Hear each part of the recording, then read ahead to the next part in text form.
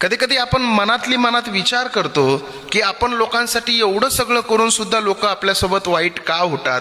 थोडं लक्षपूर्वक ऐका, सांगतो तुम्हाला. काय झालं बघा, एका ओढ्याच्या काठाला एक विंचू होता. विंचवाला तो ओढा पार करायचा होता, परंतु पाण्याचा वेग जास्त असल्यामुळं त्याला ओढा पार करता आला नाही. त्याच ओढ्याच्या बाजूला एक बेडक बसलेला होता.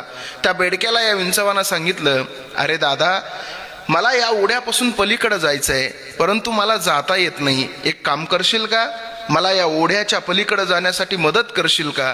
त्यावेळेस बेडक काय म्हणाला माहितीये, बेडक म्हणाला, अरे विंचवा, मी तुला या ओढ्याच्या पलीकडे जाण्यासाठी नक्की मदत केली असती, परंतु तुझा स्वभाव आहे डंक मारण्याचा.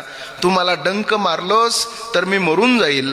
त्यावेळेस विंचू म्हणायला लागला, अरे बेडका, मी कसा तुला डंक मारल. ओढ्याच्या पलीकडे जात असताना मी जर तुला मध्येच डंक मारला तर तू बुडशील, पण तुझ्यासोबत मला